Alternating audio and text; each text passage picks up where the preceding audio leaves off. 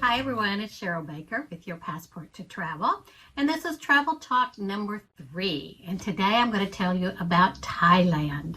Now Thailand, been to 74 countries. Thailand is in my top 5. I absolutely love Thailand, everything about it. So I hope by the end of this talk you will love it as much as I do.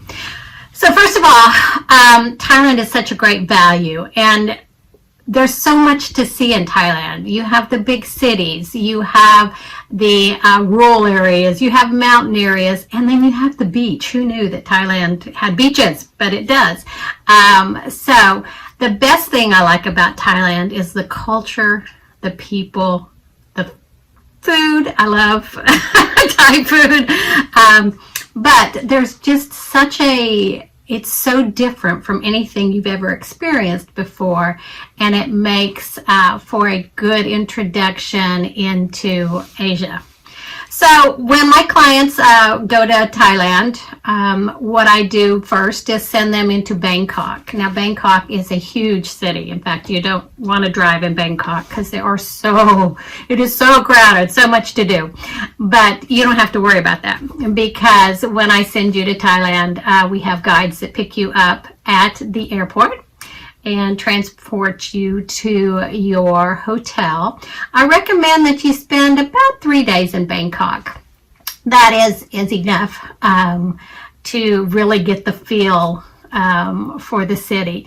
Now Bangkok is full of temples, beautiful temples. There's the Grand Palace you'll want to see.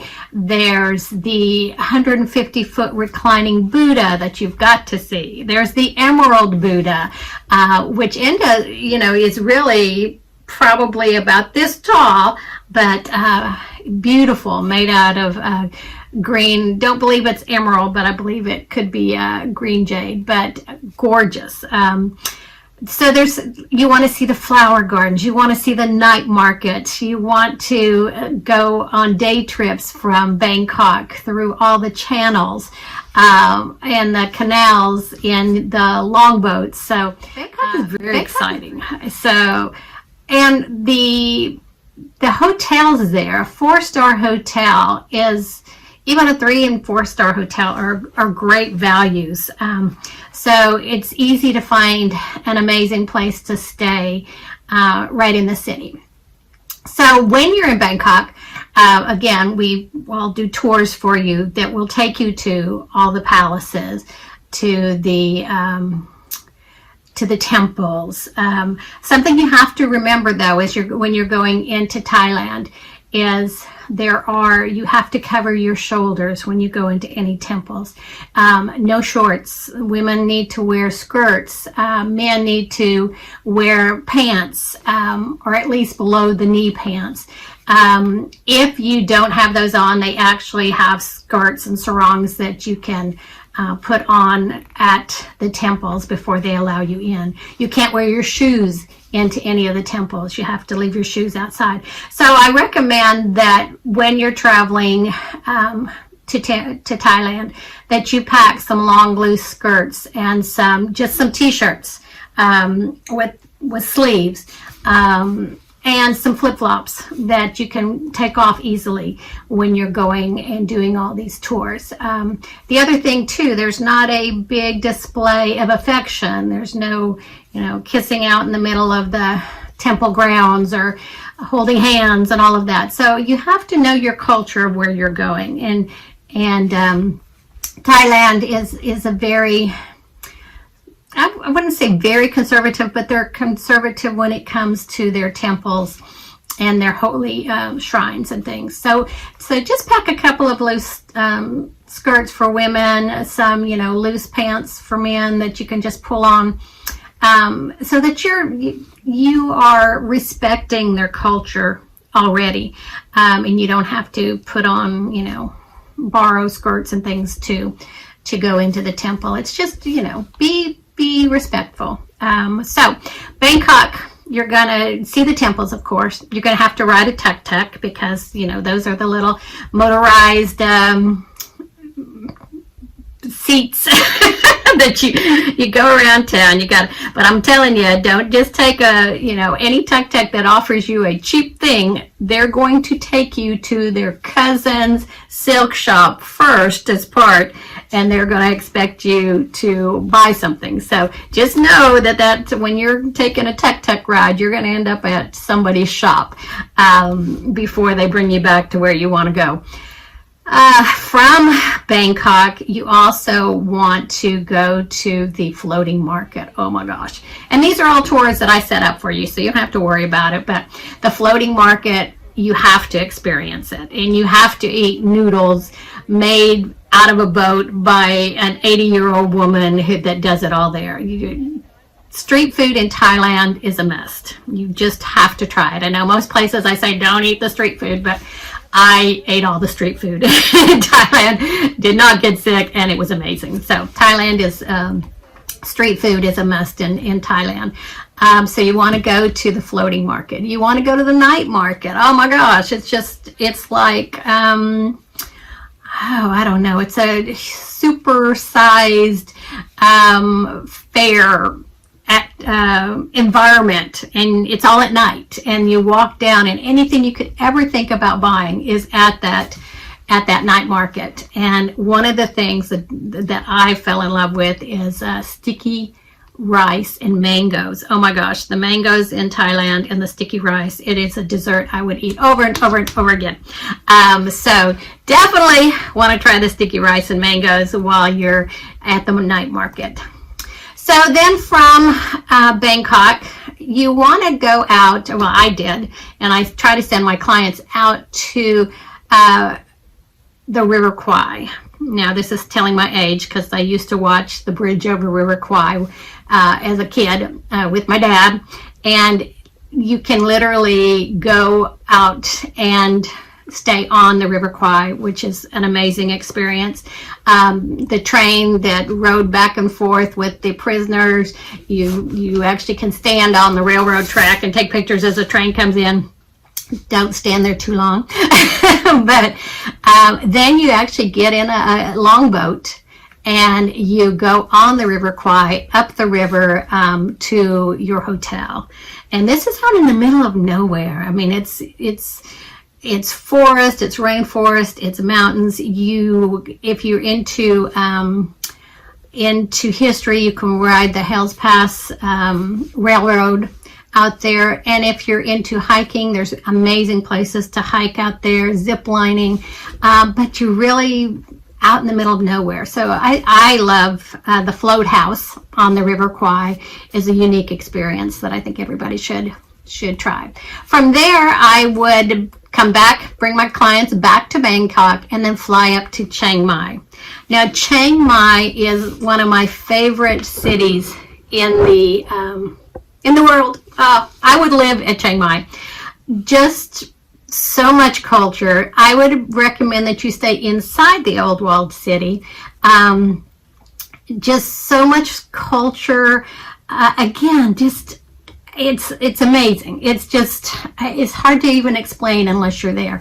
Great food, great people. The people of Thailand are so amazing. But I would literally live in Chiang Mai. That's how much I loved it. It's like a small, big city. While in Chiang Mai, one of the things you have to do is you have to go to a cooking school. We did that.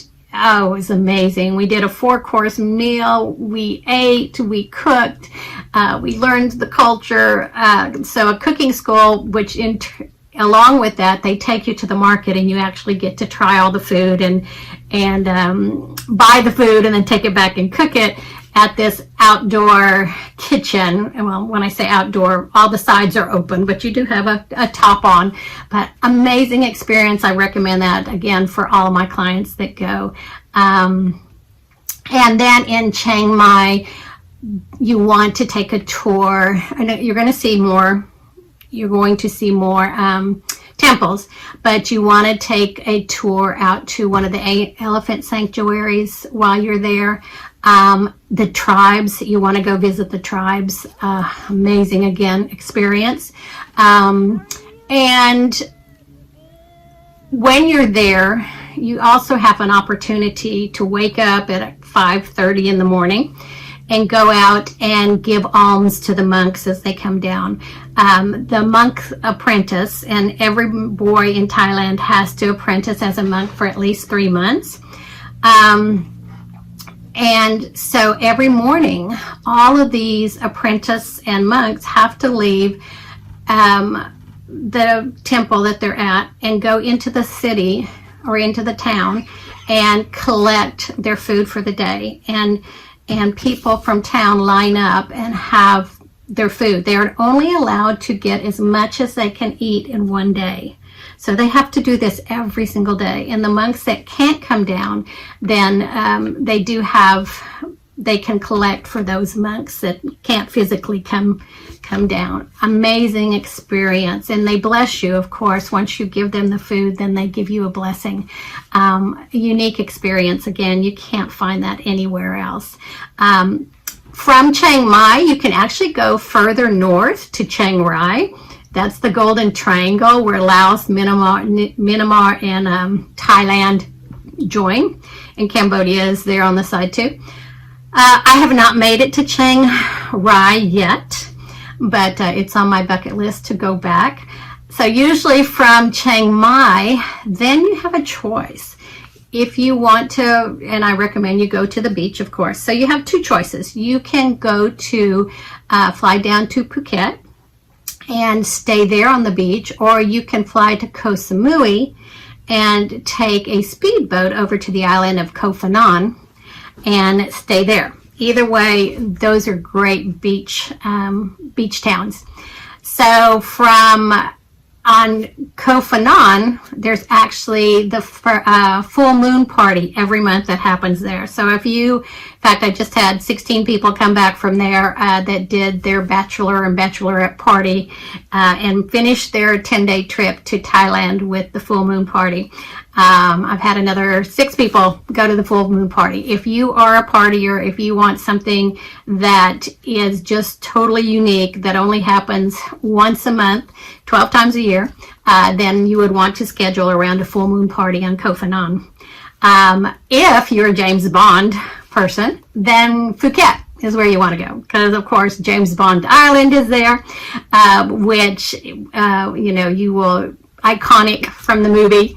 Everybody wants to see James Bond Island. There's tours there. There's lots of water activities at both Phuket and Koh Samui and Koh Phangan, just depending on what you are looking for. So each place, I recommend that you stay at least 3 to 4 days. There's plenty to do at each of those places. Phuket, I like to end, or the Koh Phangan, I like to end people there because it's just relaxation on the beach. Water, it's a great way to end your time in Thailand, just like Bangkok is the perfect way to start your time in Thailand.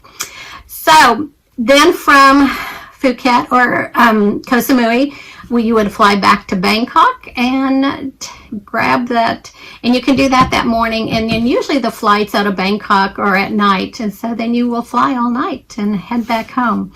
So that's Thailand in a nutshell. So much to do there, so much to see, a great value for your money, and a good introduction into Asia. I hope you enjoyed this talk. I would love to talk to you more about Thailand. Like I said, it's one of my favorite places to visit, and I can't wait to go back. So stay safe, and let's travel soon. Bye-bye.